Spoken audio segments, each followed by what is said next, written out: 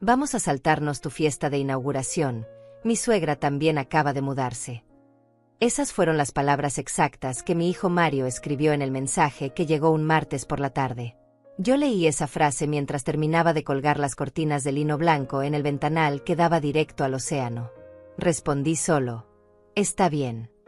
Ellos no sabían que mi casa era una mansión de $2 millones que había pertenecido a Héctor Salaz, un actor famoso de telenovelas. No sabían nada. Y cuando vieron la foto que publiqué esa misma noche, mi celular no dejó de sonar. Pero voy a contarlo desde el principio, porque esta historia no empieza con ese mensaje. Empieza mucho antes, con años de silencios que yo no quise ver. El mensaje de Mario llegó cuando mis manos todavía olían a pintura fresca y mis rodillas me dolían de tanto subir y bajar escaleras. Había trabajado durante semanas para que cada rincón de esta casa brillara, cada ventana limpia hasta que el sol se reflejara perfecto, cada detalle pensado con cuidado. Tomé el teléfono esperando ver alguna confirmación de Luciana o Mario, alguna señal de que vendrían a la inauguración que había planeado con tanto amor. Lo que leí me dejó inmóvil frente a ese ventanal que tanto me había costado elegir. Mamá, creo que vamos a saltarnos tu fiesta de inauguración.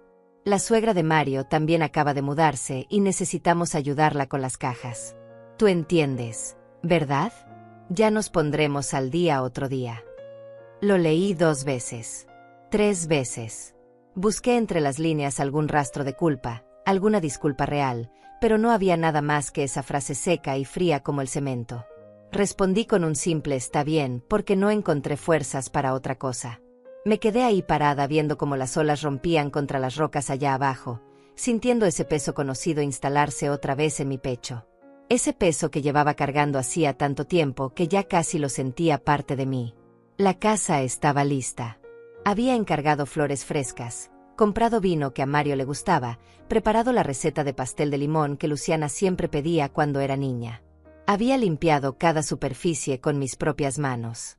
Había colgado en la pared del pasillo esas fotos viejas donde ellos dos aparecían sonriendo, abrazándome, mirándome como si yo fuera su mundo entero. Qué ingenua había sido al pensar que vendrían. Qué tonta al creer que esta vez sería diferente. La mesa del comedor ya estaba puesta. Manteles color crema, platos de porcelana que había heredado de mi madre, copas de cristal que brillaban bajo la lámpara central. 6 puestos. 1 para mí, 2 para ellos, 1 para la esposa de Mario, otro para el esposo de Luciana, y 1 más para mi nieta pequeña que recién había cumplido 4 años y que no veía desde su cumpleaños. 6 sillas esperando cuerpos que nunca llegarían. 6 servilletas dobladas con cuidado que nadie desdoblaría. Caminé despacio alrededor de esa mesa vacía, sintiendo como el silencio de la casa me tragaba entera. Afuera el mar rugía suave contra la costa, pero adentro solo existía ese vacío pesado y denso que me apretaba la garganta. Agarré mi teléfono otra vez y abrí Instagram casi sin pensar. No soy de esas personas que viven publicando cada momento de su vida, pero algo dentro de mí necesitaba mostrar lo que había logrado. Necesitaba que alguien viera que Graciela Ortiz, a sus 67 años, había conseguido algo hermoso. Tomé una foto del ventanal con el océano de fondo, otra del pasillo con las fotos familiares, una más de la terraza donde las bugambillas ya empezaban a trepar por las columnas blancas. Escribí algo simple: mi nuevo hogar. Gracias a la vida por esta bendición. Publiqué sin pensarlo demasiado y dejé el teléfono sobre la mesa. No pasaron ni 10 minutos cuando empezó a vibrar. Primero fue un mensaje de Luciana. Luego otro de Mario. Después llamadas. Una tras otra tras otra. Miré la pantalla iluminarse y apagarse, como un corazón que no sabía si quería seguir latiendo. No contesté ninguna. Me senté en el sofá nuevo frente a ese ventanal gigante y dejé que el teléfono siguiera sonando mientras yo miraba el horizonte donde el cielo se encontraba con el mar. Las notificaciones no paraban. Comentarios. Mensajes directos. Más llamadas. Todos querían saber dónde había conseguido esa casa, cuánto había pagado, cómo era posible que yo viviera en un lugar así. Porque lo que ellos no sabían, lo que nadie sabía excepto mi abogado y yo, era que esta casa no era cualquier casa. Esta mansión de $2 millones había pertenecido a Héctor Salaz, un actor de telenovelas famoso en toda Latinoamérica que murió sin herederos directos hacía 2 años. Yo había trabajado para él durante casi 15 años como su asistente personal. Lo cuidé cuando enfermó, estuve con él en sus últimos días, escuché sus historias cuando ya nadie más quería visitarlo. Y él, en un acto de gratitud que todavía me cuesta creer, me dejó esta propiedad en su testamento. No todo su dinero, no sus cuentas en el banco, solo esta casa frente al mar que tanto amaba. La casa donde pasó sus mejores años, donde escribió sus memorias, donde soñó con envejecer rodeado de familia que nunca llegó. Cuando el abogado me dio la noticia, lloré durante horas. No por el valor de la propiedad, sino porque alguien, por primera vez en mucho tiempo, me había visto. Me había valorado. Había reconocido todo lo que yo había dado sin pedir nada a cambio. Héctor me dejó esta casa porque sabía que yo la cuidaría, que la llenaría de vida, que no la convertiría en un museo vacío sino en un hogar real. Y eso era exactamente lo que había estado haciendo estos últimos 3 meses. Convertir estas paredes en mi refugio, en mi espacio, en el lugar donde finalmente podría respirar sin sentir que le debía algo a alguien. Pero ahora mis hijos querían entrar. Ahora que habían visto las fotos, ahora que sabían que esta no era una casita modesta en las afueras, sino una mansión de lujo con vista al océano, ahora sí querían venir. Ahora sí tenían tiempo. Ahora sí la suegra de Mario podía esperar. Tomé el teléfono otra vez y leí los mensajes que seguían llegando. Mamá, perdona, creo que hubo un malentendido. Sí podemos ir a tu inauguración. ¿Esa es tu casa? ¿De verdad vives ahí? Necesitamos hablar. Llámame cuando puedas. Luciana escribió casi al mismo tiempo. Mamá, no sabía que te habías mudado a un lugar tan grande. ¿Por qué no nos contaste? Claro que vamos a ir. Dime cuándo y ahí estaremos. Dejé el teléfono boca abajo sobre el sofá y cerré los ojos. Sentí como las lágrimas se acumulaban detrás de mis párpados, pero no las dejé salir. No todavía. Porque en ese momento algo dentro de mí empezó a moverse, algo que había estado dormido durante años. Una pregunta clara y fría se instaló en mi cabeza. ¿Cuántas veces me habían hecho esto antes? ¿Cuántas veces había preparado algo con ilusión solo para quedarme sola esperando? ¿Cuántas excusas había escuchado? ¿Cuántas promesas rotas había perdonado? Me levanté del sofá y caminé hasta el ventanal. El sol ya empezaba a bajar y el cielo se teñía de naranja y rosa. Las olas seguían rompiendo allá abajo, constantes, eternas, indiferentes a mi dolor. Y entonces lo supe. Lo supe con una claridad que me dolió en el pecho como algo físico. Esto no era un malentendido. Esto no era un olvido. Esto era un patrón. Una exclusión sistemática que yo había estado ignorando porque me daba miedo ver la verdad. Mis hijos no habían olvidado mi inauguración. Simplemente no les había importado. No hasta que vieron el valor de lo que yo tenía. Esa noche no pude dormir. Me quedé en el sofá viendo el océano oscuro hasta que el cielo empezó a aclararse. Y en esa vigilia larga y silenciosa, empecé a recordar. No quería recordar, pero los recuerdos llegaron solos, uno tras otro, como olas que no puedes detener. Recordé mi cumpleaños número 65. Había reservado una mesa en ese restaurante italiano que tanto me gustaba, el que tiene las luces cálidas y la música suave. Invité a Luciana y Mario con 2 semanas de anticipación. Claro, mamá, ahí estaremos, dijeron ambos. Compré un vestido nuevo, me arreglé el cabello, llegué media hora antes porque estaba emocionada. Esperé. La mesera vino 3 veces a preguntar si quería ordenar. Yo seguía diciendo que esperaría un poco más. Revisaba mi teléfono cada 30 segundos. Nada. Ningún mensaje. Ninguna llamada. 40 minutos después, Mario escribió. Perdón, mamá, se nos complicó el día. Mejor lo dejamos para otro momento. Luciana ni siquiera escribió. Comí sola esa noche. La mesera me miró con lástima cuando pedí que empacaran el pastel de cumpleaños que había ordenado para compartir. Lo tiré a la basura cuando llegué a casa. Recordé la graduación de mi nieta del kinder. Un evento pequeño pero importante. Yo había comprado un regalo, había pedido permiso en mi trabajo con Héctor para poder asistir. Le pregunté a Luciana 3 veces por el horario y la dirección. Te aviso, mamá, me dijo siempre. Nunca me avisó. Vi las fotos en Facebook 2 días después. Ahí estaban todos. Mario y su esposa. Luciana y su esposo. Los otros abuelos. Todos sonriendo alrededor de mi nieta que sostenía su diploma. Todos menos yo. Cuando le pregunté a Luciana qué había pasado, me dijo: «Ay mamá, pensé que te había mandado la información. Fue un error. Ya sabes cómo está todo de loco últimamente». Un error. Eso dijo. Y yo le creí porque quería creerle. Recordé la Navidad del año pasado. Había cocinado durante 2 días. Pavó, relleno, ensaladas, postres. Decoré mi departamento pequeño con luces y un árbol que apenas cabía en la sala. Envolví regalos con cuidado, escogiendo para cada uno algo que pensé que les gustaría. Luciana canceló la mañana del 24. «Mamá, la familia de mi esposo insiste en que vayamos a su casa. Tú entiendes, ¿verdad? Son mayores y no pueden viajar». Mario canceló 1 hora después. «La suegra no se siente bien. Mejor nos quedamos en casa este año». Pasé la Navidad sola viendo películas viejas. Comí sobras durante 1 semana. Los regalos se quedaron bajo el árbol hasta enero, sin abrir, hasta que finalmente los guardé en el closet. Recordé cuando me operaron de la vesícula hace 2 años. Una cirugía menor, me dijeron los doctores, pero yo tenía miedo. Le pedí a Mario que me acompañara al hospital. «Claro, mamá, cuenta conmigo», me aseguró.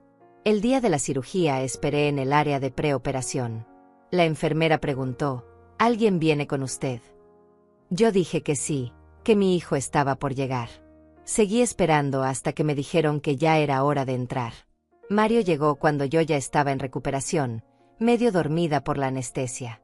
Se quedó 20 minutos. Tenía que regresar al trabajo, dijo. Luciana nunca llegó. Mandó flores al día siguiente con una tarjeta que decía: «Perdón mamá, el trabajo estuvo imposible». Tomé un taxi para volver a casa.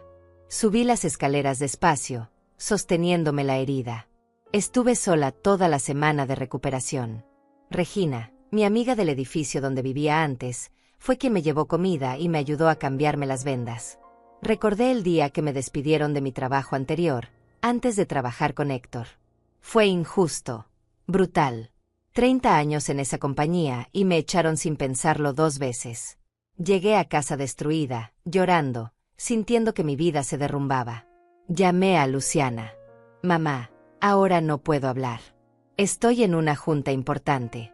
Te llamo luego». Nunca me llamó. Llamé a Mario. «Mamá, qué mala onda, pero ahorita voy saliendo con unos amigos. ¿Te parece si hablamos mañana?». Tampoco llamó. Me quedé sentada en la sala de mi departamento toda la noche, mirando el techo, sintiendo ese vacío que ahora reconocía tan bien. Recordé todas las veces que les presté dinero y nunca me lo devolvieron. $500 aquí, 300 allá. «Es que está difícil la situación, mamá. Ya te pago». Dejé de contar después de los primeros $3,000. Dejé de pedir que me pagaran porque me daba vergüenza, porque me hacían sentir tacaña, porque ellos eran mis hijos y una madre no debería estar pidiendo cuentas. Recordé cuando vendí el carro de mi papá, ese Chevrolet viejo que él cuidó toda su vida. Lo vendí porque necesitaba dinero para ayudar a Mario con el enganche de su casa.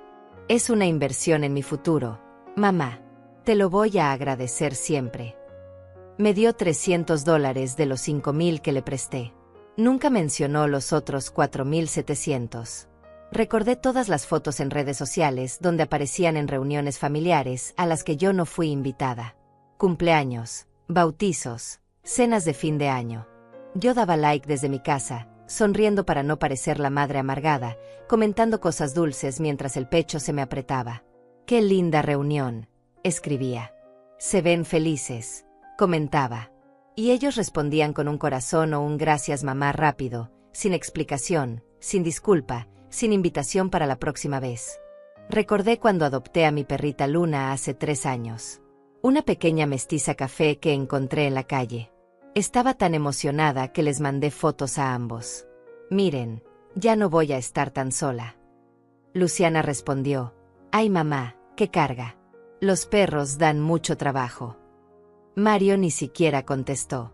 Luna murió el año pasado. Un tumor que apareció de la nada. Gasté todos mis ahorros intentando salvarla. Cuando finalmente tuve que dejarla ir, Lloré durante días. Les escribí que Luna había muerto. Luciana mandó un emoji triste. Mario escribió: «Qué mal, ma». Eso fue todo. Ninguno preguntó cómo estaba yo. Ninguno vino a acompañarme. Ninguno pareció entender que había perdido a mi única compañía real. Recordé cada llamada telefónica cortada con prisa. Cada luego te marco que nunca llegaba. Cada plan cancelado a último minuto. Cada promesa rota.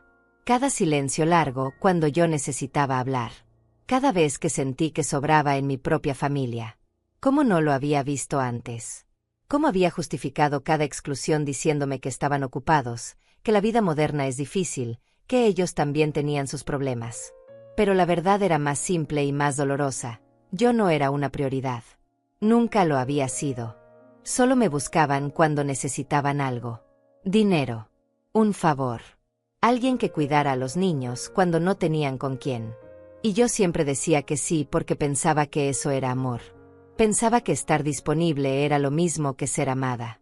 El sol ya estaba alto cuando finalmente me levanté del sofá. Mis ojos ardían de cansancio, pero mi mente estaba extrañamente clara. Fui a la cocina y me preparé un café. Me senté en la terraza viendo las gaviotas volar sobre el mar. Y en ese momento tomé una decisión. No iba a responder sus mensajes todavía. No iba a correr a abrirles la puerta ahora que de repente yo era interesante. Necesitaba entender qué estaba pasando realmente. Necesitaba saber si este patrón de exclusión era solo descuido o algo más profundo. Algo intencional. Porque una cosa era ser olvidada por accidente. Otra muy distinta era ser borrada a propósito. Y yo necesitaba saber la verdad. Pasaron 3 días antes de que yo respondiera algún mensaje.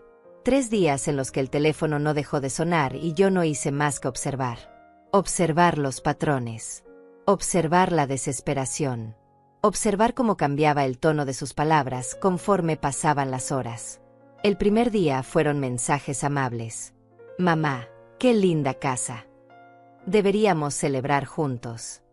Cuéntanos cómo conseguiste ese lugar». El segundo día ya había impaciencia.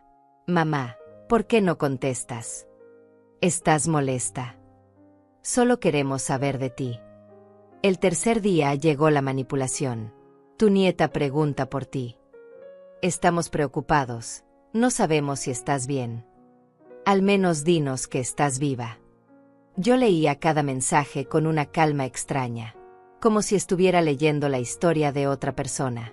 Como si esos hijos desesperados fueran los hijos de alguien más y yo fuera solo una observadora externa tratando de entender qué estaba pasando realmente.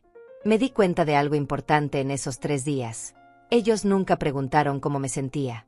Nunca dijeron perdón por cancelar tu fiesta. Nunca reconocieron que me habían dejado sola. Solo querían información. Solo querían entender cómo una mujer como yo, una asistente que ganaba un sueldo modesto, había terminado viviendo en una mansión de $2 millones. El cuarto día finalmente respondí. Elegí mis palabras con cuidado, como quien camina sobre hielo delgado. «Hola. Estoy bien. He estado ocupada acomodando cosas. Gracias por preguntar». La respuesta de Luciana llegó en segundos. «Mamá, necesitamos hablar. ¿Podemos ir a verte? Queremos conocer tu casa». Mario escribió casi al mismo tiempo. «Ma, discúlpame por lo del otro día. Ya sabes cómo es esto de las suegras. Pero me encantaría visitarte. ¿Cuándo podemos?» Les dije que estaba cansada, que necesitaba unos días más para terminar de instalarme, que les avisaría cuando estuviera lista para recibir visitas. Aceptaron, pero sus mensajes seguían llegando. Preguntas disfrazadas de interés. ¿Cómo conseguiste esa casa? ¿La compraste o la estás rentando? ¿Necesitas ayuda con algo? Me senté en la terraza con mi café, viendo cómo el sol se hundía en el océano, y dejé que la verdad me golpeara completa. No era amor lo que escuchaba en sus mensajes. Era curiosidad. Era interés. Era esa necesidad de entender si yo tenía algo que ellos pudieran usar. Había pasado toda mi vida dándoles todo. Tiempo, dinero, energía, perdón. Y ellos habían aprendido a tomar sin agradecer, a recibir sin dar, a desaparecer cuando yo los necesitaba y aparecer solo cuando les convenía. Pero esta vez era diferente. Esta vez yo tenía algo que ellos querían. Y eso les molestaba. Les molestaba no haber sabido. Les molestaba haberse perdido la inauguración. Les molestaba que otras personas en las redes sociales estuvieran comentando y preguntando mientras ellos no tenían respuestas. Una tarde, mientras regaba las plantas de la terraza, sonó el timbre. No esperaba a nadie. A través del intercomunicador vi a Regina, mi amiga del edificio anterior. Le abrí inmediatamente. Ella subió las escaleras y cuando llegó al segundo piso y vio el interior de la casa, se quedó paralizada. «Graciela», susurró. «Esto es increíble». Le preparé té y nos sentamos en la terraza. Le conté todo. La herencia de Héctor. Los mensajes de mis hijos. Los 3 días de silencio. La forma en que habían cancelado mi fiesta y ahora no paraban de buscarme.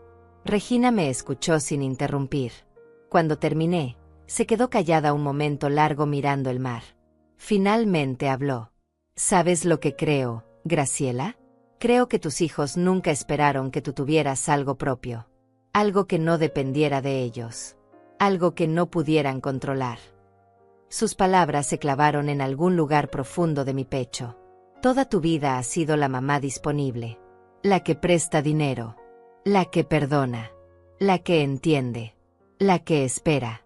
Y ellos se acostumbraron a eso.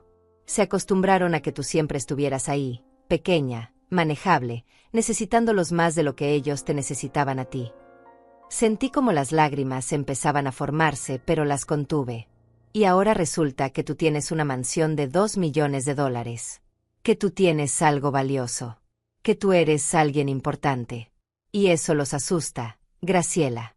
Porque si tú tienes poder, si tú tienes recursos, entonces ya no pueden tratarte como lo han hecho siempre. Me quedé en silencio porque no había nada que decir. Regina había puesto en palabras lo que yo había estado sintiendo sin poder nombrarlo. «¿Qué vas a hacer?», preguntó ella. «No lo sé», respondí honestamente. «Pero no voy a correr a abrirles la puerta solo porque ahora sí quieren entrar». Regina sonrió. «Bien. Muy bien». Esa noche, después de que Regina se fue, me quedé sola en la sala grande con las luces apagadas. Solo la luz de la luna entraba por los ventanales iluminando los muebles nuevos, las paredes blancas, el espacio que por primera vez en mi vida era completamente mío. Y acepté algo que había estado evitando. Mis hijos me habían borrado. No de golpe, no con un evento dramático, sino poco a poco, exclusión tras exclusión, cancelación tras cancelación, silencio tras silencio. Me habían ido borrando de sus vidas mientras yo seguía aferrada a la ilusión de que éramos una familia unida. Pero la familia unida solo existía en mi cabeza. En la realidad, yo era la mamá conveniente. La que aparecía en las fotos cuando hacía falta. La que prestaba dinero cuando lo necesitaban. La que cuidaba niños cuando no tenían opción. Pero no era parte real de sus vidas. No era prioridad. No era importante. Hasta ahora. Ahora que yo tenía algo de valor, ahora sí era interesante. Me levanté del sofá y caminé hasta mi habitación. Abrí el cajón de mi buró y saqué una libreta vieja que había traído de mi departamento anterior. En ella había anotado durante años fechas importantes. Cumpleaños, aniversarios, eventos familiares. Pasé las páginas lentamente. Ahí estaban todas las veces que había comprado regalos y no recibí ninguno. Todas las veces que cociné para reuniones a las que no fui invitada. Todas las veces que aparté fechas en mi calendario para eventos que fueron cancelados. Todas las veces que di sin recibir nada más que excusas. No era mi imaginación. No era sensibilidad exagerada. Era un patrón claro, documentado, innegable. Cerré la libreta y la guardé otra vez. Pero ahora la veía diferente. No era solo un registro de dolor. Era evidencia. Evidencia de que esto no era nuevo. Evidencia de que el desinterés de mis hijos no había empezado con la fiesta cancelada. Había empezado hace años y yo simplemente había elegido no verlo. Me acosté en mi cama nueva, en mi cuarto con vista al mar, en esta casa que era mía por derecho, no por lástima ni por obligación. Y tomé una decisión. No iba a confrontarlos todavía. No iba a dejarlos entrar a esta casa hasta que yo entendiera completamente qué había pasado. ¿Cómo había llegado a este punto?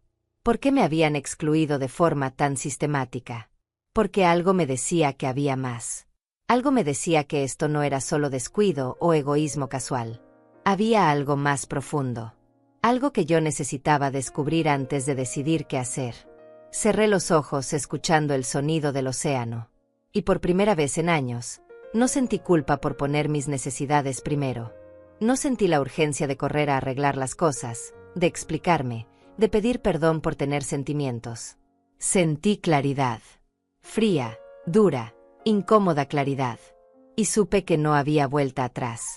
Había cruzado una línea invisible. Había despertado de un sueño en el que yo era amada y había aterrizado en una realidad donde yo era útil. Y esas dos cosas no eran lo mismo. No eran lo mismo en absoluto. El viernes por la mañana, exactamente una semana después de la fiesta cancelada, alguien tocó a mi puerta. No era el timbre del portón principal, sino la puerta de entrada, lo que significaba que quien fuera había logrado pasar la reja de seguridad. Miré por la ventana con cuidado y vi a un hombre de traje gris parado en mi entrada, sosteniendo un portafolio de piel café. No lo reconocí. Bajé las escaleras despacio, con el teléfono en la mano por si necesitaba llamar a seguridad. Abrí la puerta dejando la cadena puesta. «Señora Graciela Ortiz», preguntó el hombre con voz formal pero no amenazante. «¿Quién pregunta?» «Mi nombre es Alberto Meneses. Soy abogado. Trabajé con el señor Héctor Salas durante los últimos años de su vida. Lamento presentarme sin avisar, pero hay un asunto relacionado con la herencia que necesito discutir con usted. Es urgente». El nombre de Héctor hizo que mi corazón se acelerara. Quité la cadena y abrí la puerta completamente. Alberto entró cuando se lo pedí y nos sentamos en la sala. Él puso su portafolio sobre la mesa de centro y me miró con una expresión que no supe descifrar. Había algo de preocupación en sus ojos. «Señora Ortiz, no sé cómo decirle esto de manera suave, así que voy a ser directo. He estado revisando algunos documentos relacionados con el testamento del señor Salas y descubrí algo que considero que usted debe saber». Sentí como mi estómago se apretaba. Hace aproximadamente 6 meses, su hija Luciana intentó impugnar el testamento del señor Salas. El mundo se detuvo por un segundo. ¿Qué? Su hija contrató a un abogado e inició un proceso legal argumentando que usted había manipulado al señor Salas durante sus últimos años de vida. Alegó que usted se había aprovechado de un hombre enfermo y vulnerable para obtener una herencia que no le correspondía. No podía respirar. Las palabras llegaban a mis oídos, pero mi cerebro no podía procesarlas. «El caso no prosperó», continuó Alberto. «No tenía ninguna evidencia porque no existía manipulación alguna. El señor Salas estaba en pleno uso de sus facultades mentales cuando redactó ese testamento. Teníamos evaluaciones médicas, declaraciones de testigos, todo documentado. El juez desestimó el caso hace 3 meses». «¿3 meses?» repetí con voz débil. «Sí. Y hay más. Durante la investigación descubrimos que su hija había estado haciendo llamadas a antiguos conocidos del señor Salas, tratando de encontrar a alguien que declarara en su contra. Llegó incluso a contactar a enfermeras del hospital donde él estuvo internado. Me llevé las manos a la cara. No podía ser real. No podía estar pasando. ¿Por qué no me dijeron nada?» El señor que llevaba el caso en ese momento decidió no informarle para evitarle el dolor. Pensó que si el caso no prosperaba, que era lo más probable, no había razón para que usted sufriera sabiendo que su propia hija la había demandado. Yo no estaba de acuerdo con esa decisión, por eso estoy aquí ahora. Alberto abrió su portafolio y sacó varios documentos. Los puso sobre la mesa frente a mí. Reconocí la firma de Luciana en algunos de ellos. Vi fechas, sellos oficiales, declaraciones escritas con letra de abogado. «Hay algo más que necesita saber», dijo Alberto con voz más suave. «Durante la investigación, hablé con varias personas cercanas a usted. Vecinos de su antiguo edificio, compañeros de trabajo, conocidos. Lo hice para reunir testimonios sobre su carácter y su relación con el señor Salas». Asentí sin poder hablar. Una de esas personas fue Regina Salas, su amiga. Ella me contó algunas cosas que me preocuparon. Me dijo que sus hijos habían estado distanciándose de usted desde hace años, que frecuentemente la excluían de eventos familiares, que usted había mencionado sentirse sola y olvidada. Las lágrimas empezaron a caer sin que pudiera detenerlas. Y entonces empecé a investigar un poco más, señora Ortiz. Sé que no era mi lugar hacerlo, pero algo no me cuadraba. ¿Por qué una hija que supuestamente está distanciada de su madre de repente se interesa tanto en una herencia? ¿Por qué alguien que no la visita regularmente ahora quiere pelear por una propiedad? Sacó otro documento de su portafolio. Encontré esto.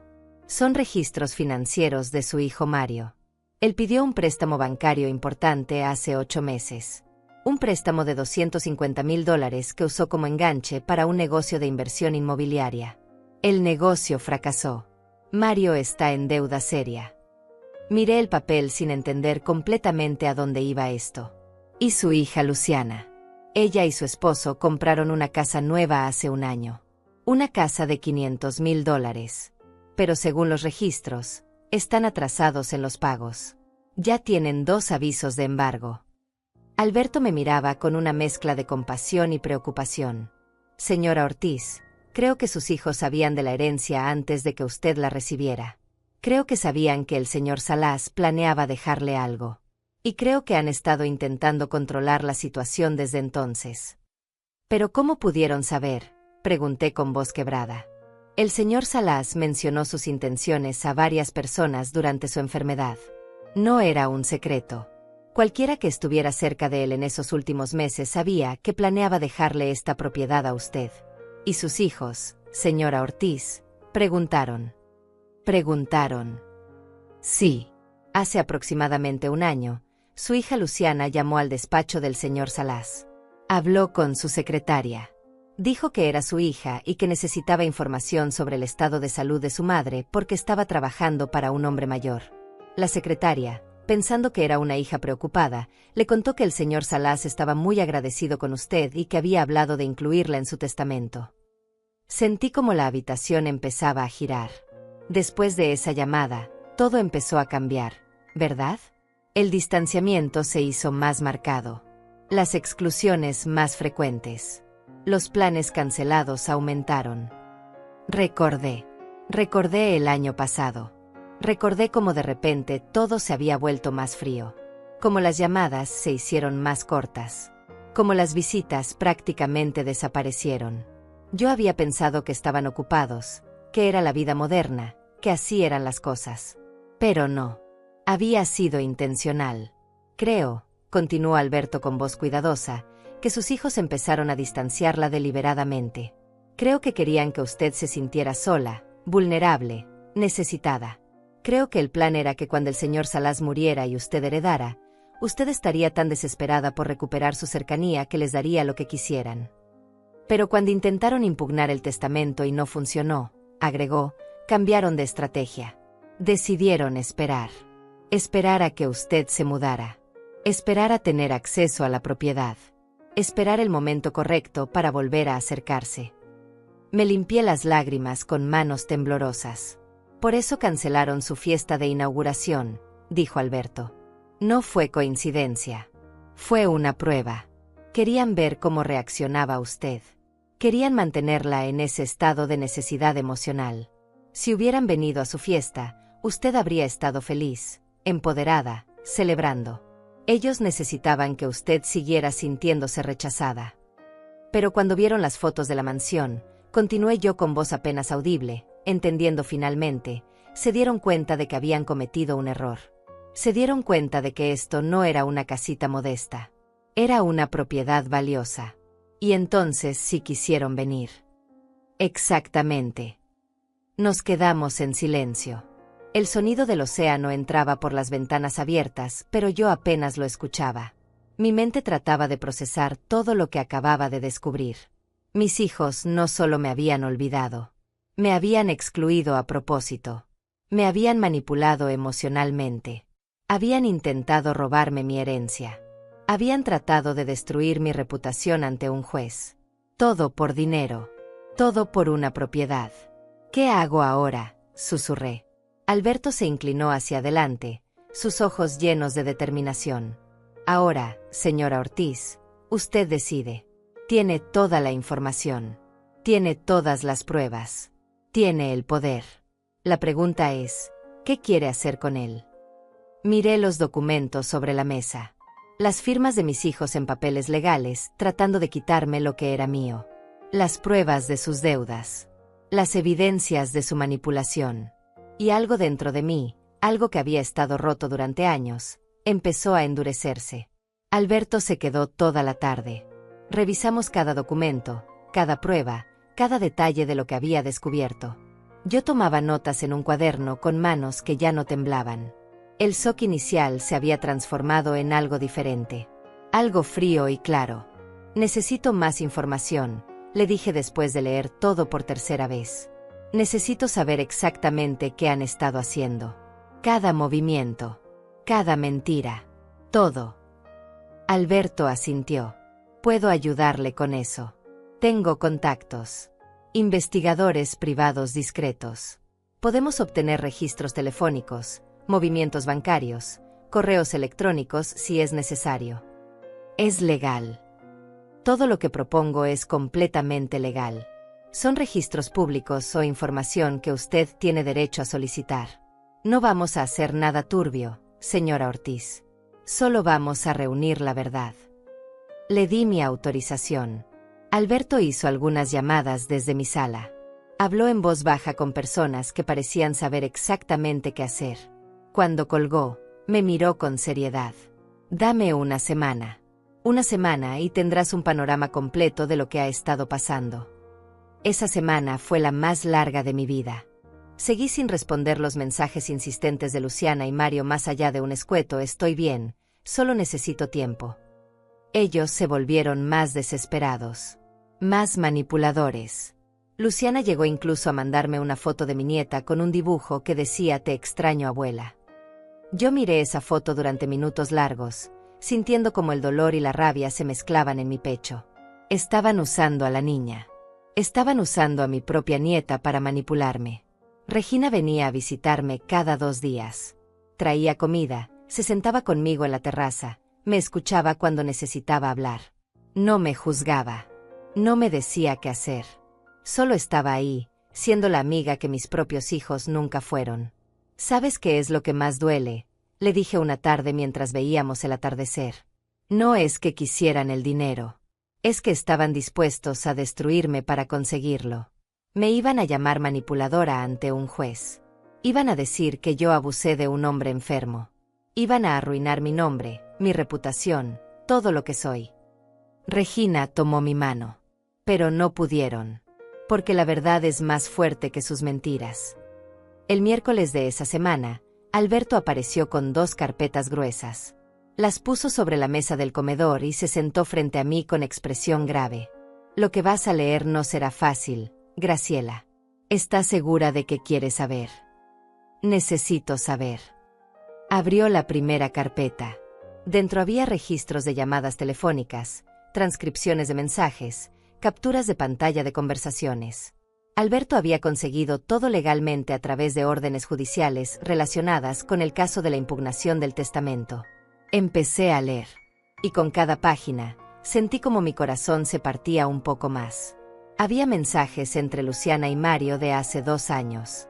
Mamá está trabajando para ese actor viejo. Averigua si tiene dinero. ¿Crees que le deje algo cuando se muera? Tenemos que estar atentos. Había una conversación donde Luciana le decía a su esposo, si mamá hereda algo grande, tenemos que actuar rápido. Ella es débil emocionalmente. Si la mantenemos a distancia, va a estar desesperada por recuperarnos. Va a darnos lo que pidamos. Había mensajes de Mario a un amigo, mi mamá va a recibir una casa millonaria. El problema es que no puedo pedirle nada directamente. Ella es terca. Pero si hacemos que se sienta sola, va a buscar comprarnos con dinero. Siempre lo ha hecho. Leí hasta que las palabras se volvieron borrosas. Alberto me alcanzó un vaso de agua. Respiré hondo y seguí leyendo. Había registros bancarios que mostraban que Mario le había pedido dinero a Luciana para pagar el préstamo que había perdido. Consigue que mamá te firme un poder notarial. Dile que es para ayudarla con trámites legales. Una vez que tengamos acceso a sus cuentas, podemos manejar la situación. Había correos electrónicos entre Luciana y el abogado que contrató para impugnar el testamento. En uno de ellos, Luciana escribía: «Mi madre es una mujer simple. No tiene educación formal. Convenció a un hombre vulnerable de que le dejara una propiedad millonaria. Esto es claramente abuso de confianza». Tuve que detenerme. Cerré los ojos respirando profundo. Una mujer simple. Así me había llamado mi propia hija. Como si yo fuera tonta. Como si no valiera nada. «Hay más», dijo Alberto suavemente. «En la segunda carpeta hay información sobre las exclusiones». Abrí la segunda carpeta con manos que otra vez temblaban. Dentro había capturas de pantalla de un chat grupal de WhatsApp. Un grupo familiar del que yo no formaba parte. El nombre del grupo era Familia Ortiz, privado. Leí los mensajes. Había cientos. «¿Invitamos a mamá al bautizo?», preguntaba Mario. «No, va a querer estar en todas las fotos y luego las sube a Facebook con comentarios vergonzosos», respondía Luciana. «Es el cumpleaños de mamá la próxima semana». «Ya sé, pero estoy cansada de fingir. Mandémosle flores y ya». «Mamá pregunta por qué no la invitamos a la cena de Navidad». «Dile que hay poco espacio. O inventa algo. Ya se le pasará». «Mi suegra dice que deberíamos incluir más a tu mamá». «Tu suegra no tiene que lidiar con ella. Mamá es agotadora. Siempre queriendo atención, siempre necesitando validación. Es más fácil mantenerla a distancia». Había mensajes burlándose de mis regalos. Mamá me mandó otra tarjeta hecha a mano. ¡Qué cursi! Había mensajes quejándose de mis llamadas. Mamá llamó otra vez. Dejé que fuera al buzón. Había mensajes coordinando eventos familiares, específicamente asegurándose de que yo no me enterara. Y lo peor de todo, había mensajes sobre la estrategia de exclusión. Luciana había escrito: «Si la mantenemos fuera de la familia, va a estar tan desesperada que cuando herede esa casa, va a hacer lo que sea por recuperarnos». Es psicología básica. Mientras más sola se sienta, más generosa será con nosotros. Mario había respondido: «Tienes razón. Sigamos así». Cerré la carpeta. No podía seguir leyendo. Me levanté de la silla y caminé hasta el ventanal. Miré el océano sin verlo realmente. Mi cerebro trataba de procesar lo que acababa de descubrir. No había sido mi imaginación. No había sido sensibilidad exagerada. No había sido casualidad. Había sido un plan. Un plan consciente, deliberado, cruel. Mis propios hijos se habían sentado a diseñar una estrategia para aislarme emocionalmente. Habían creado un grupo familiar sin mí. Habían coordinado exclusiones. Habían convertido mi soledad en un arma para usarla en mi contra. «Señora Ortiz», dijo Alberto detrás de mí, «hay una cosa más que necesita saber». Me volteé. No sabía si podía soportar más. Encontramos evidencia de que Luciana intentó contactar a un notario hace 2 meses. Quería información sobre cómo hacer que alguien la nombrara heredera universal en caso de muerte o incapacidad. Le preguntó específicamente sobre procedimientos cuando la persona es mayor de 65 años. Sentí como se me helaba la sangre. «No llegó a nada», se apresuró a aclarar Alberto. «El notario le dijo que necesitaría tu consentimiento explícito y tu firma certificada. Pero el hecho de que lo intentara. El hecho de que lo intentara significa que ya estaban planeando el siguiente paso», terminé yo. «No solo querían que yo les diera la casa. Querían asegurarse de que si yo moría, ellos lo heredaran todo». Alberto asintió lentamente. Me senté otra vez en la silla. Puse las manos sobre las carpetas, sintiendo el peso de todo ese papel, de toda esa evidencia, de toda esa traición documentada. «¿Qué hago con esto, Alberto?» «Eso depende de ti. Puedes confrontarlos.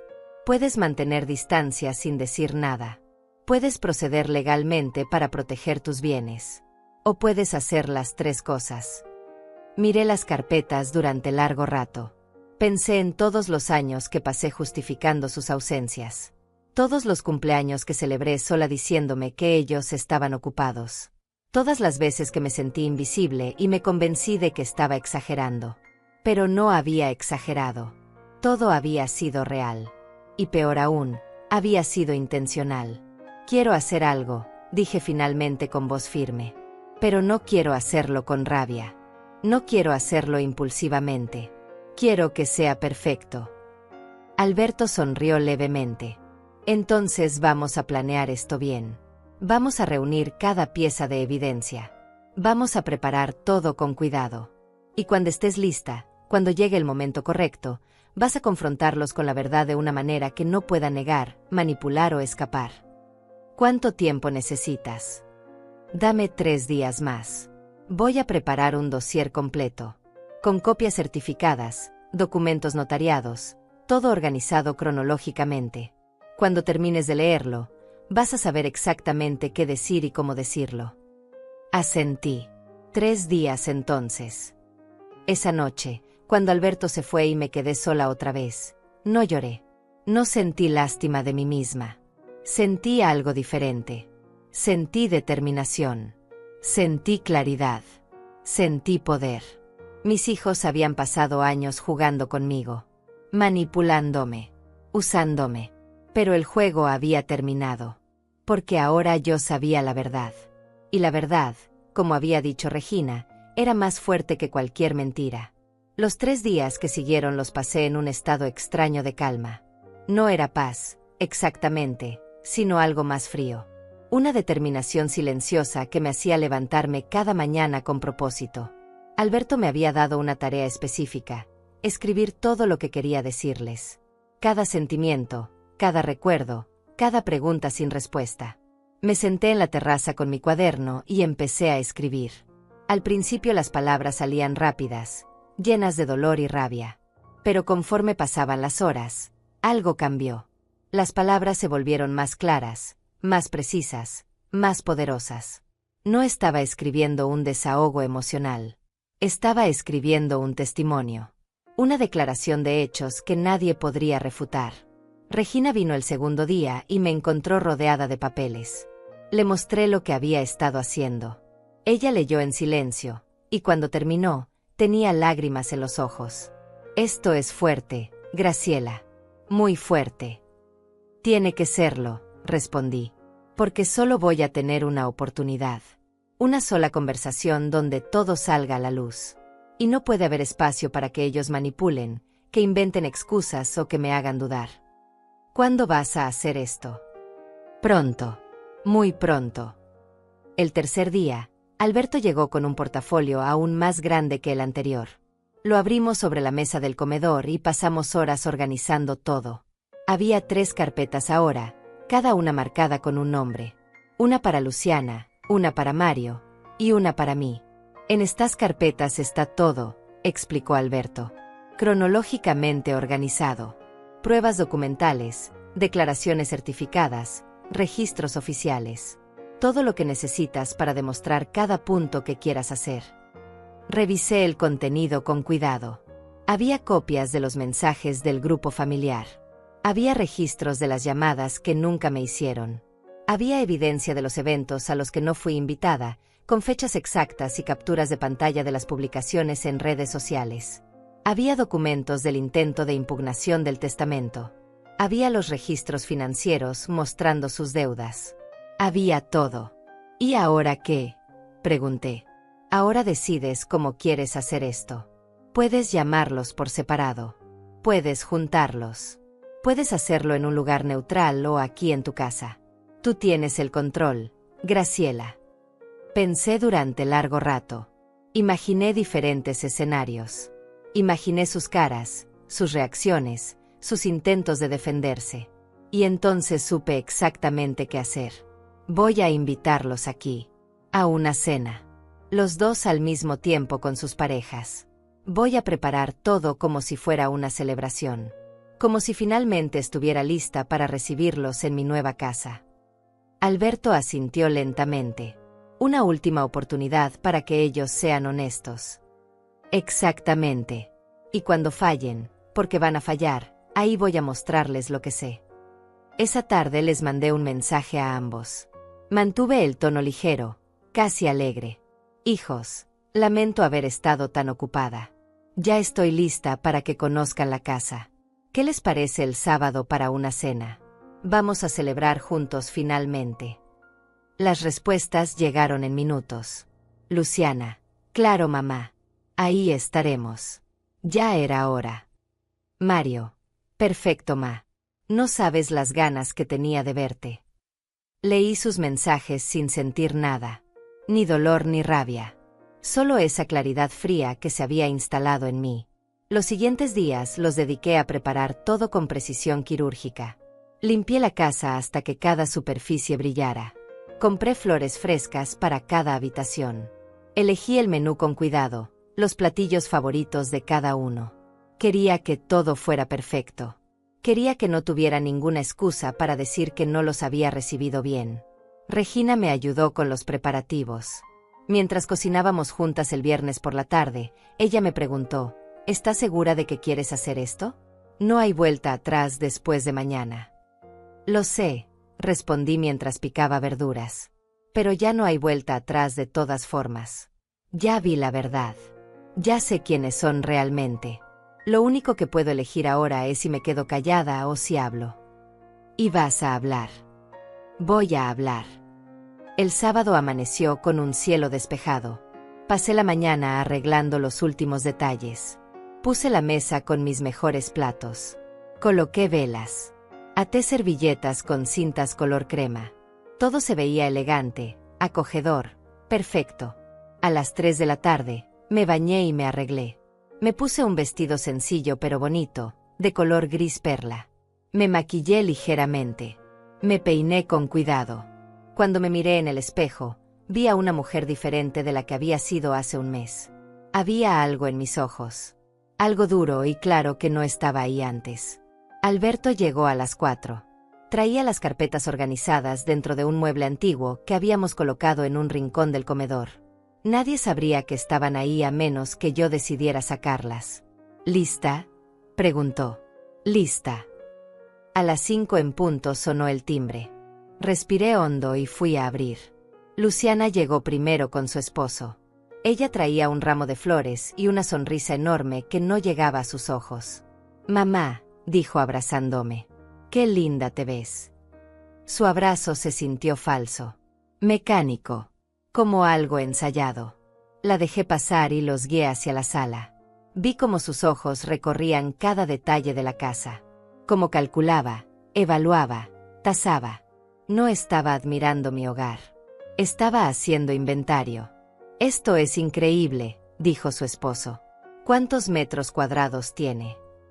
«No estoy segura exactamente», mentí. Sabía que eran 400 metros cuadrados. Nunca lo medí. 10 minutos después llegó Mario con su esposa. La escena se repitió. Abrazos que no se sentían reales. Cumplidos exagerados. Preguntas sobre la casa disfrazadas de interés casual. Los senté a todos en la sala y les serví vino. Hablamos de trivialidades. Del clima, del tráfico, de lo difícil que fue encontrar estacionamiento. Nadie mencionó la fiesta cancelada. Nadie se disculpó por las semanas de silencio antes de saber que mi casa era una mansión. Observé cada gesto, cada mirada que intercambiaban entre ellos cuando pensaban que yo no estaba viendo. Luciana le tocaba el brazo a Mario cuando él empezaba a hablar demasiado. Mario hacía señas con los ojos cuando pensaba que alguien estaba diciendo algo incorrecto. Estaban coordinados. Seguían un plan. A las 6 los invité a pasar al comedor. Todos hicieron ruidos de admiración al ver la mesa puesta. Se sentaron en los lugares que les indiqué. Yo me quedé de pie un momento, mirándolos a todos desde la cabecera de la mesa. Antes de empezar, dije con voz tranquila: «Quiero agradecerles por venir. Sé que han estado ocupados. Sé que sus vidas son complicadas. Así que realmente aprecio que hayan sacado tiempo para estar aquí hoy». «Claro, mamá», dijo Luciana rápidamente. «Siempre tenemos tiempo para ti. Lamento si has sentido lo contrario». Sonreí pero no dije nada. Empecé a servir la cena. Primer plato: una sopa de calabaza que a Luciana le encantaba de niña. Segundo plato: pollo al horno con papas que Mario siempre pedía. Ensalada fresca. Pan recién horneado. Todo hecho con mis manos, con cuidado, con precisión. Mientras comían y hablaban entre ellos, yo apenas probaba bocado. Los observaba. Veía cómo actuaban como si nada hubiera pasado. Como si los últimos años de exclusión no existieran. Como si el mensaje cancelando mi fiesta hubiera sido solo un malentendido sin importancia. Mamá, dijo Mario después del segundo plato. Tengo que decirte algo. He estado pensando mucho en ti últimamente. Siento que nos hemos distanciado y no me gusta eso. Eres mi mamá. Eres importante para mí. Las palabras sonaban ensayadas, como líneas de un guión. Yo siento lo mismo, agregó Luciana. Deberíamos vernos más seguido. De hecho, estaba pensando que podríamos hacer una tradición. Cenas mensuales aquí en tu casa. ¿Qué te parece? Ahí estaba. La verdadera razón de su interés. Acceso regular a mi casa. A mi espacio. A mi propiedad. Suena lindo, dije sin comprometerme. ¿Alguien quiere postre? Serví el pastel de limón que había preparado. El mismo que Luciana pedía en sus cumpleaños cuando era pequeña. Ella tomó un bocado y cerró los ojos. Mamá, esto sabe exactamente como lo recuerdo. Nadie hace pastel de limón como tú. Por un momento, solo un momento, sentí una punzada en el pecho. Un eco del amor que solía sentir cuando mis hijos eran pequeños y realmente me necesitaban. Cuando yo era su mundo entero y ellos eran el mío. Pero ese momento pasó rápido. Porque la niña que amaba este pastel había crecido y se había convertido en una mujer que intentó robarme mi herencia. El niño que corría a abrazarme cuando llegaba del trabajo se había convertido en un hombre que calculaba cómo manipular mis emociones para su beneficio. Me alegra que te guste, dije simplemente. Terminamos el postre en un silencio relativamente cómodo. Tomamos café. Luciana empezó a hablar de sus planes para remodelar su casa. Mario mencionó una idea de negocio nueva. Sus esposas compartían anécdotas. Todo muy normal. Todo muy civilizado. Y entonces, cuando los platos estaban vacíos y las copas casi terminadas, me levanté de mi silla. Hay algo que quiero mostrarles, dije con voz calmada. Algo importante. Caminé hasta el mueble en el rincón y saqué las 3 carpetas. Las puse sobre la mesa, una frente a cada uno de mis hijos. Vi cómo sus expresiones cambiaban. Cómo la sonrisa de Luciana se congelaba. Cómo Mario se ponía pálido. Ábralas, dije. Tómense su tiempo. Lean todo. El silencio que siguió fue denso como el cemento. Luciana abrió su carpeta primero, con manos que ya no eran tan seguras. Mario la imitó un segundo después. Vi cómo sus ojos recorrían la primera página. Luego la segunda. Luego dejaban de pasar páginas porque habían entendido exactamente qué estaban viendo. Mamá, ¿qué es esto?, preguntó Luciana con voz aguda. Es la verdad, respondí con calma. Sigan leyendo. El esposo de Luciana se inclinó para ver el contenido de la carpeta. Mario miraba las páginas sin parpadear, con la cara cada vez más roja. Su esposa puso una mano sobre su brazo, pero él ni siquiera reaccionó. Ahí está todo, continué. Los mensajes del grupo familiar del que me excluyeron. Los registros de eventos a los que no fui invitada. Las conversaciones donde coordinaban cómo mantenerme a distancia. Las pruebas del intento de impugnación del testamento. Los documentos sobre sus deudas financieras. Todo. Esto es una invasión de privacidad, dijo Luciana cerrando la carpeta de golpe. No tenías derecho a investigarnos. Todo lo que está en esas carpetas se obtuvo legalmente, respondí sin alterarme. Son registros públicos, documentos judiciales o información a la que tengo derecho por ley. Nada de lo que ves ahí es ilegal. A diferencia de lo que ustedes intentaron hacer. Mario seguía sin hablar. Solo miraba los papeles con expresión de horror. Quiero que me expliquen, dije sentándome otra vez en mi silla. Quiero que me digan por qué. ¿Por qué crearon un grupo familiar sin mí? ¿Por qué pasaron años excluyéndome sistemáticamente? ¿Por qué intentaste impugnar mi herencia, Luciana?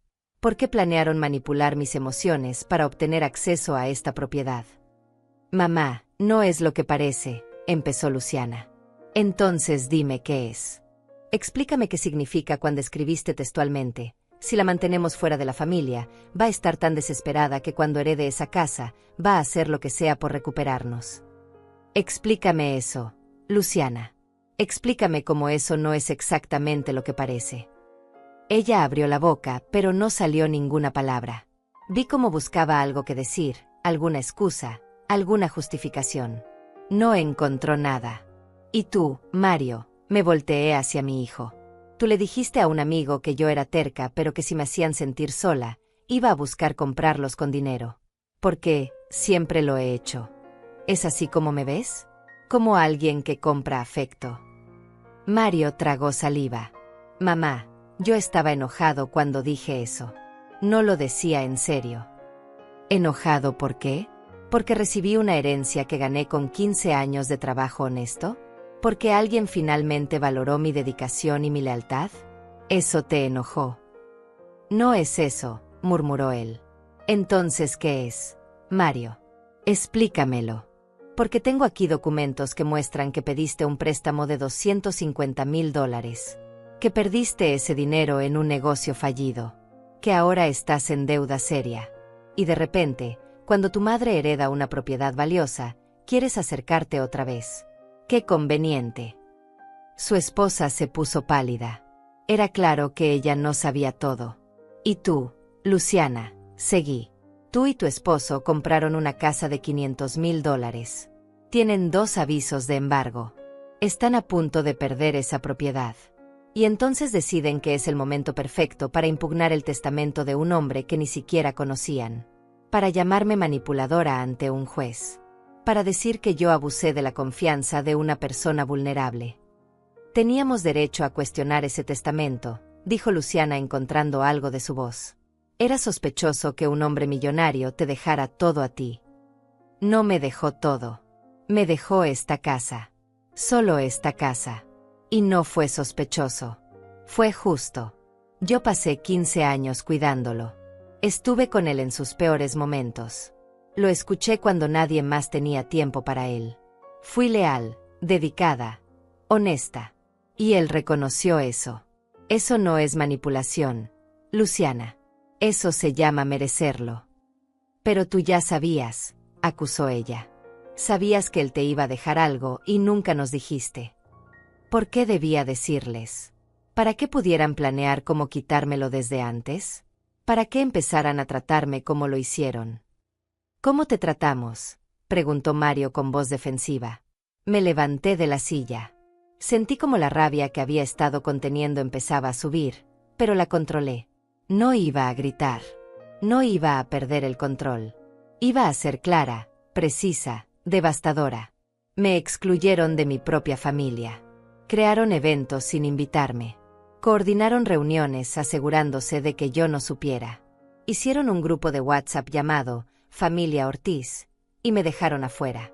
Se burlaron de mis regalos hechos a mano. Ignoraron mis llamadas. Cancelaron planes una y otra vez. Me hicieron sentir invisible, innecesaria, molesta. Caminé alrededor de la mesa mientras hablaba. Mi cumpleaños 65. Me dejaron sola en ese restaurante esperando durante 1 hora. La graduación de mi nieta. Ni siquiera me avisaron cuándo era. La Navidad pasada.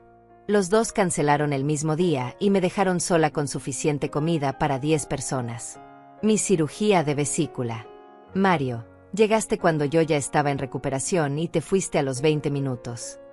Mamá, teníamos cosas que hacer, intentó Mario. ¿Qué cosas? ¿Qué cosas eran más importantes que tu madre saliendo de una operación? ¿Qué cosas eran más importantes que pasar Navidad conmigo? ¿Qué cosas eran tan urgentes que no podía ni siquiera mandar un mensaje honesto? Ninguno respondió. Les voy a decir qué pasó. No tenían cosas que hacer. Simplemente no querían estar conmigo.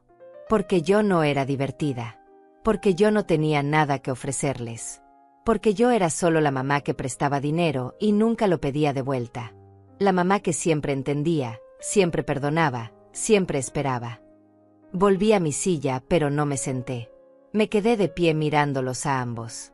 Pero cuando heredé esta casa, cuando de repente tuve algo valioso, Ahí sí querían venir. Ahí sí tenían tiempo. Ahí sí la suegra de Mario podía esperar. Qué rápido cambiaron de opinión cuando vieron las fotos. No fue así, dijo Luciana con voz débil. Entonces, ¿cómo fue? Explícamelo. Explícame por qué cancelaron mi fiesta de inauguración y 2 horas después de ver mis fotos en Instagram ya querían visitarme. Explícame esa coincidencia. Luciana miró a Mario. Mario miró al suelo. Sus esposos no sabían dónde meter la mirada. Voy a decirles cómo fue. Continué. Ustedes pensaron que yo iba a heredar una casita modesta. Algo pequeño, sin mucho valor. Por eso no les importó cancelar. Era solo otra fiesta aburrida de mamá en una casa sin importancia. Pero cuando vieron que era una mansión, cuando entendieron que esto valía $2 millones, entonces sí se interesaron. Porque ya no era sobre mí. Era sobre lo que yo tenía. Eso no es justo, dijo Mario levantando la vista. ¿Justo? ¿Quieres hablarme de lo justo? ¿Es justo que pasé años criándolos sola después de que su padre nos dejó? ¿Es justo que trabajé 3 empleos para darles educación? ¿Es justo que vendí el carro de mi papá para darte el enganche de tu casa, Mario? ¿Es justo que nunca me pagaste esos $5,000? ¿Es justo que les presté más de $12,000 en total y nunca vi un centavo de vuelta? Mario se puso pálido. Su esposa lo miró con ojos enormes. Era obvio que ella tampoco sabía sobre ese dinero. ¿Es justo que me llamaron mujer simple en documentos legales, Luciana? ¿Es justo que intentaste convencer a un juez de que yo manipulé a un hombre enfermo? ¿Es justo que contactaste a enfermeras del hospital buscando a alguien que testificara en mi contra? Luciana empezó a llorar, pero sus lágrimas no me conmovieron. Había llorado demasiado yo sola durante demasiados años. ¿Es justo que planearon esto?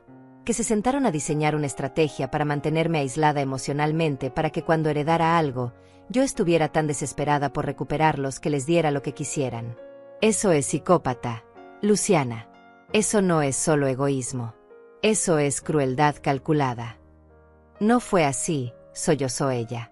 Solo queríamos protegernos. ¿Protegerse de qué?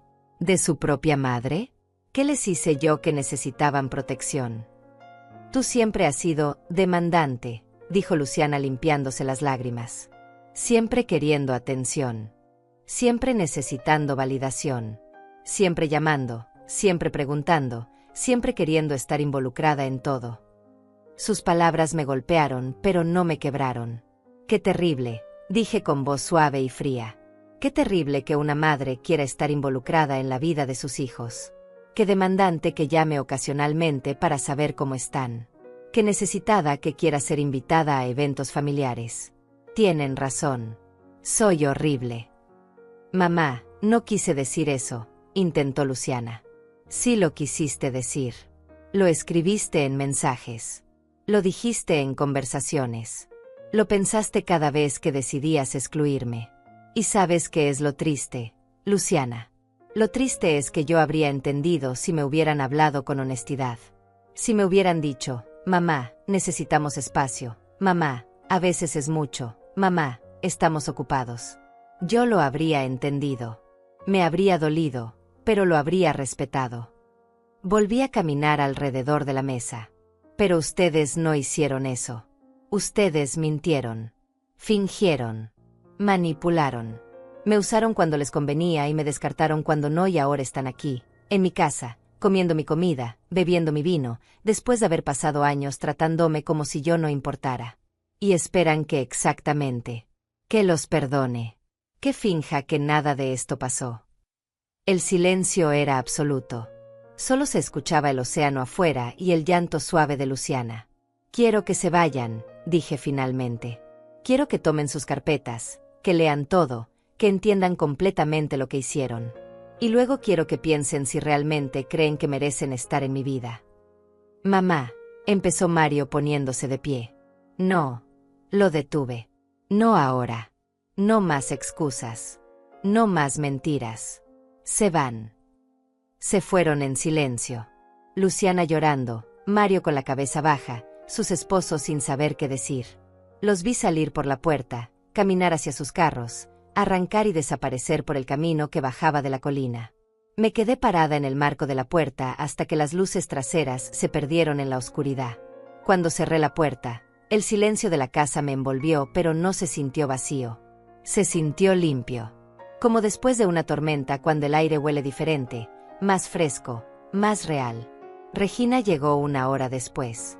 Yo todavía estaba sentada en la terraza viendo el océano negro bajo la luna. Ella no preguntó nada. Solo se sentó a mi lado y puso su mano sobre la mía. ¿Cómo te sientes?, preguntó después de un rato. No lo sé, respondí honestamente. Debería sentir algo más. Dolor, alivio, rabia. Pero solo siento cansancio. Como si hubiera estado cargando algo pesado durante años y finalmente lo solté. Eso es exactamente lo que hiciste. Esa noche dormí profundo por primera vez en semanas.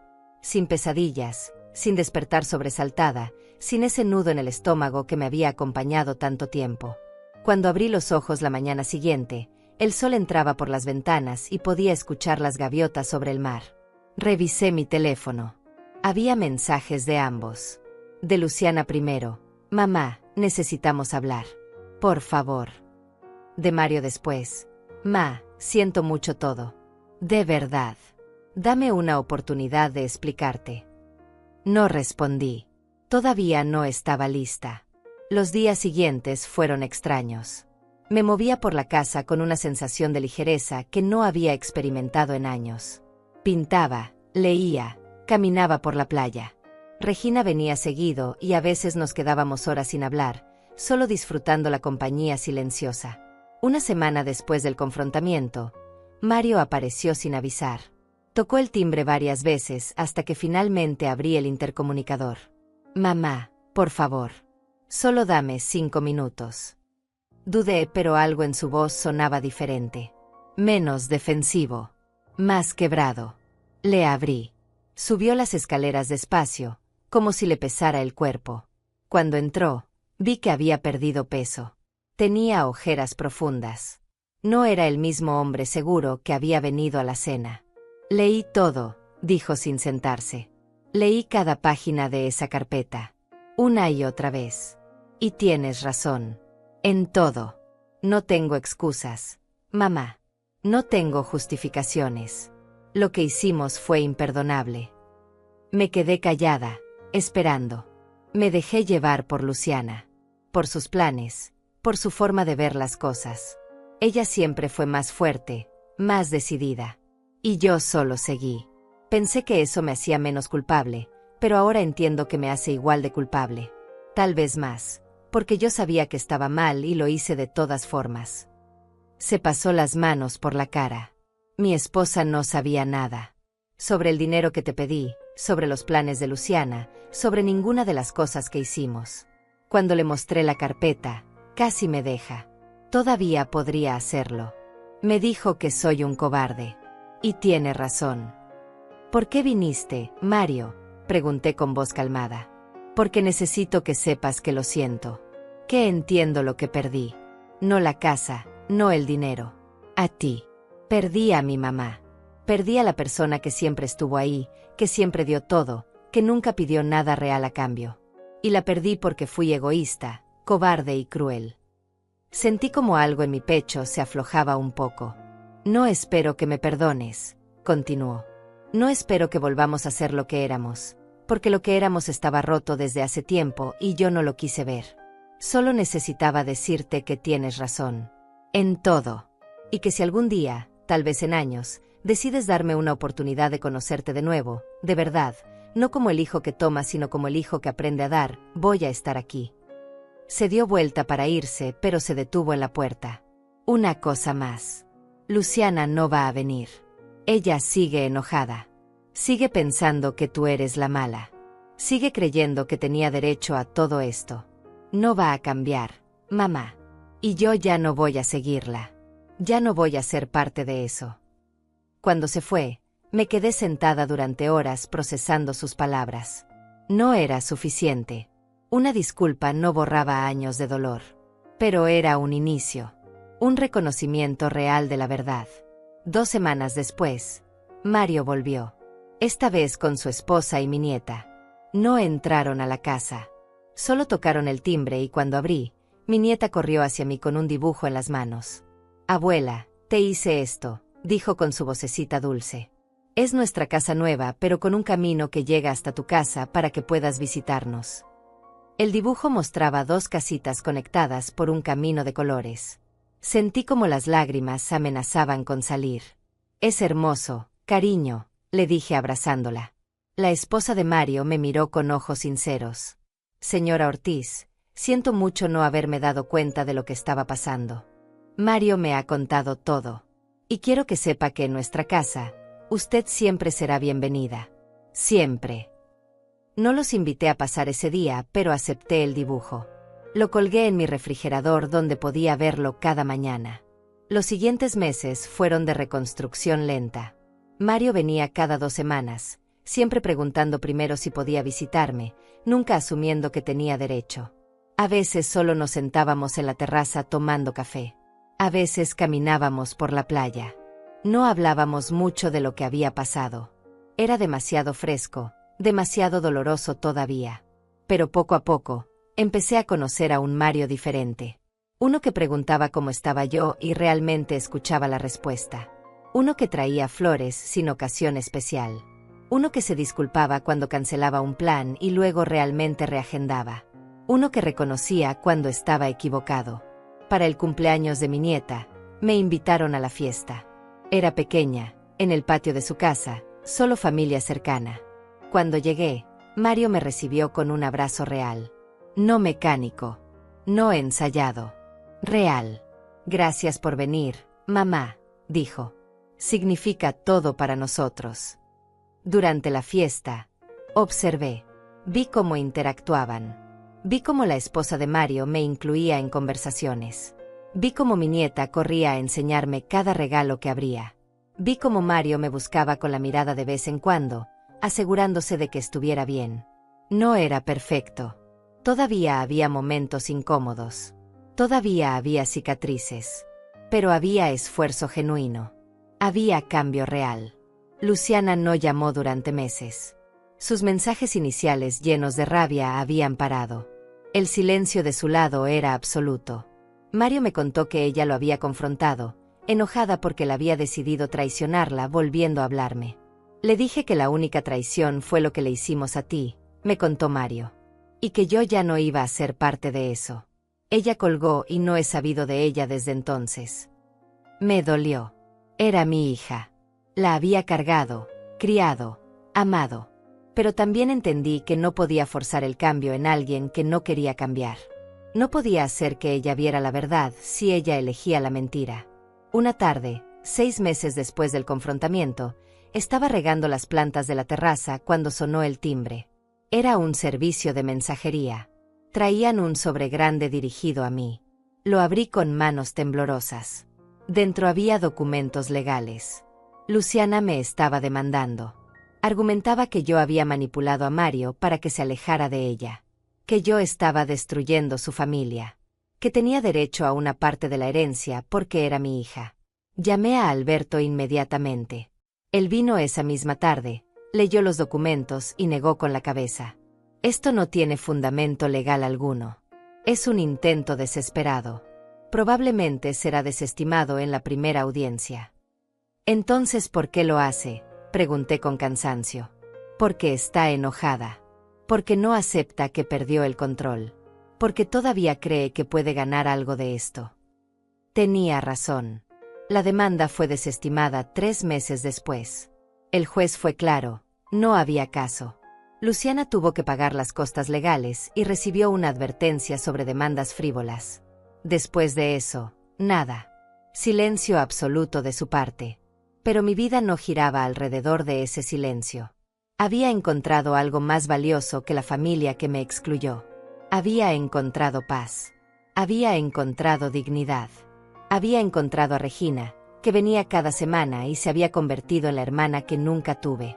Había encontrado a Mario reconstruido, haciendo el esfuerzo real de ser mejor.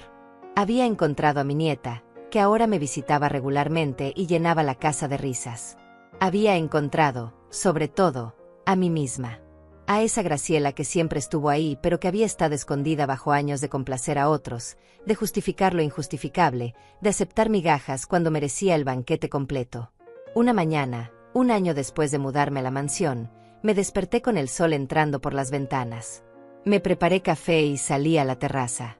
Las olas rompían suaves contra las rocas.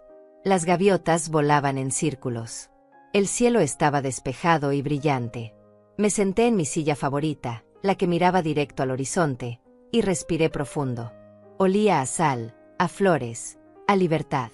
Y sonreí. Sonreí porque estaba viva. Porque había sobrevivido. Porque había elegido la verdad sobre la comodidad. Porque había elegido mi dignidad sobre el miedo a estar sola. Y descubrí que nunca había estado realmente sola. Solo había estado rodeada de las personas equivocadas. Han pasado 2 años desde aquella cena. 2 años desde que abrí esas carpetas y cambié el curso de mi vida para siempre. Hoy, mientras me siento en esta misma terraza viendo el océano que nunca deja de moverse, puedo decir algo que no podía decir antes. Estoy en paz. No es la paz de quien olvida. Es la paz de quien recuerda pero ya no sangra. Es la paz de quien entiende que soltar no es lo mismo que perder. A veces, soltar es la única forma de ganar. Mario sigue viniendo. Cada semana sin falta. Trajo a su familia para la Navidad pasada y esta vez fue real.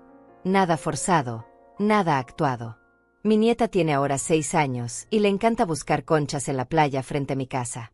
Me llama cada noche antes de dormir para contarme sobre su día. Abuela, hoy aprendí a escribir tu nombre, me dijo hace poco. Mira. Y me mandó una foto de su cuaderno donde había escrito Graciela con letras temblorosas pero llenas de amor. La esposa de Mario se ha convertido en alguien importante para mí. Viene sola a veces, solo a tomar café y hablar. Me cuenta sus preocupaciones, sus sueños, sus miedos. Y yo escucho de verdad, no solo espero mi turno para hablar. Hemos construido algo genuino. Algo que no existía antes porque antes yo solo era la suegra conveniente, no una persona real. Mario ha cambiado. No de la noche a la mañana, pero de forma constante y visible. Empezó terapia hace 1 año. Me lo contó con vergüenza al principio, como si fuera una debilidad admitir que necesitaba ayuda. Le dije que era lo más valiente que había hecho. Es más fácil quedarse roto que hacer el esfuerzo de componerse, le dije. Él lloró ese día. Un llanto limpio, liberador. Ahora habla diferente. Actúa diferente. Ya no solo toma, también da. Ya no solo recibe, también ofrece.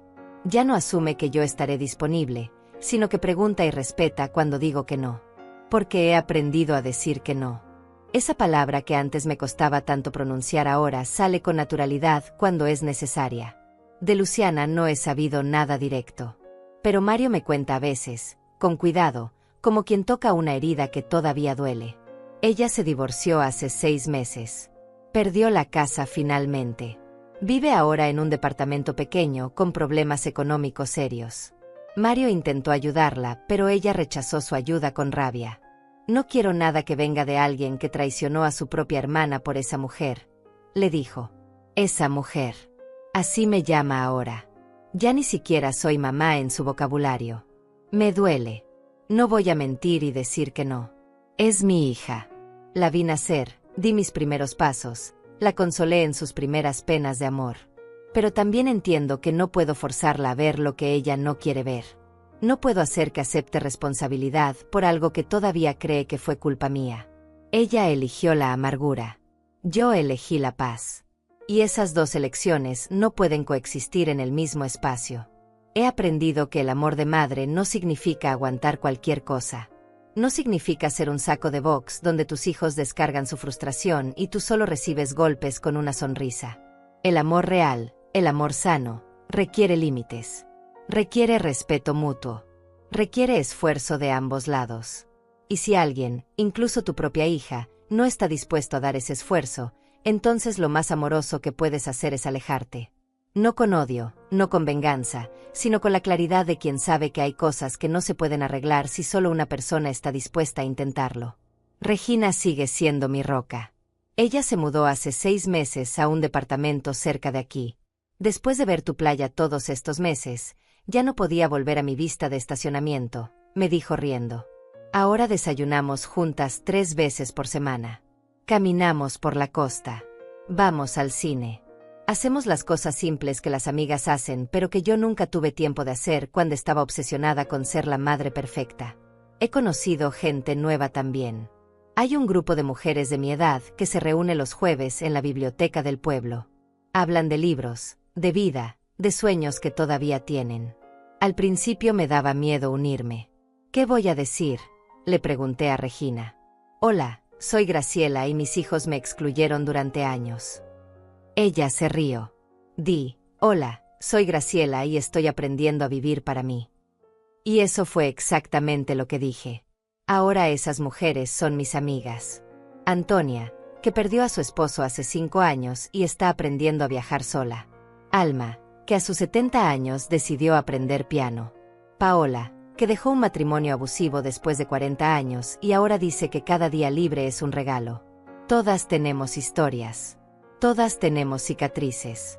Pero también tenemos risas, esperanza, y esa comprensión silenciosa de quien ha pasado por el fuego y salió del otro lado. Esta casa, esta mansión de $2 millones que causó tanto problema, se ha convertido en mi santuario. Pero no porque valga dinero, sino porque es mía. Cada decisión aquí es mía. Cada mueble, cada cuadro, cada planta en la terraza existe porque yo lo elegí, no porque alguien más lo aprobara. He aprendido a disfrutar mi propia compañía. Antes el silencio me asustaba. Me hacía sentir que había hecho algo mal, que debía estar rodeada de gente para tener valor. Ahora el silencio es mi amigo. Es en el silencio donde pienso mejor, donde siento más claro, donde me reconecto conmigo misma. Pinto ahora. Empecé hace 1 año con un curso en línea para principiantes. No soy buena, mis cuadros son torpes y desproporcionados, pero me dan alegría. Tengo uno colgado en la sala, un atardecer sobre el océano con colores demasiado brillantes y olas que no tienen la forma correcta. Pero es mío. Lo hice yo. Y cada vez que lo veo, sonrío. También escribo. Tengo un diario donde pongo mis pensamientos, mis memorias, mis reflexiones. Al principio escribía sobre el dolor, sobre la traición, sobre la rabia. Pero conforme pasaron los meses, empecé a escribir sobre otras cosas. Sobre el sabor del café en las mañanas. Sobre cómo se ve la luna llena reflejada en el océano. Sobre la risa de mi nieta. Sobre la amistad de Regina. Sobre la segunda oportunidad que Mario está construyendo día a día. He aprendido que la vida no es una línea recta hacia la felicidad. Es una colección de momentos. Algunos hermosos, algunos dolorosos, algunos completamente ordinarios. Y todos importan. Todos cuentan. Todos te forman. Las cicatrices que llevo ahora no son debilidad. Son evidencia de que sobreviví. Son mapas de donde he estado y recordatorios de donde nunca volveré. No voy a regresar al lugar donde mi valor dependía de cuánto daba. No voy a regresar al lugar donde mi amor era conveniente, pero mi presencia molesta. No voy a regresar al lugar donde justificaba lo injustificable porque tenía miedo de la verdad. A veces me pregunto qué habría pasado si hubiera seguido ciega. Si nunca hubiera visto esas carpetas. Si Alberto nunca hubiera tocado mi puerta. ¿Seguiría Luciana manipulándome? ¿Seguiría Mario tomando sin dar? ¿Seguiría yo pequeña, invisible, esperando migajas de afecto? Probablemente sí. Y probablemente me habría convencido de que eso era amor. Porque es más fácil creer una mentira cómoda que enfrentar una verdad dolorosa. Pero enfrenté la verdad. Y sí, dolió. Dolió tanto que hubo noches donde no estaba segura de poder seguir respirando. Pero del otro lado de ese dolor encontré algo que no sabía que existía. Mi propia fuerza. Mi propia voz. Mi propio valor. Ahora sé que no necesito que nadie me complete. Estoy completa sola. Las personas que entran a mi vida ahora son adiciones, no soluciones. Son compañía, no salvación. Y esa diferencia cambia todo. Esta mañana, mientras tomaba mi café en la terraza, vi un delfín saltando cerca de la orilla. Se quedó ahí varios minutos, saltando y jugando en las olas. Regina estaba conmigo y ambas nos quedamos en silencio viendo ese espectáculo simple pero hermoso. ¿Sabes qué pienso?, dijo Regina después. Pienso que eres como ese delfín, libre, jugando en tu propio océano, sin nadie diciéndote hacia dónde nadar. Tenía razón. Eso es exactamente lo que soy ahora. Libre. Y ahora, mientras termino de escribir esto, mientras el sol se pone sobre el océano pintando el cielo de naranja y rosa, quiero decirte algo a ti que estás leyendo. A ti que tal vez estás viviendo lo que yo viví. A ti que tal vez sientes que eres invisible en tu propia familia. A ti que justificas, que perdonas, que esperas, que das y das sin recibir. Escúchame, tú vales.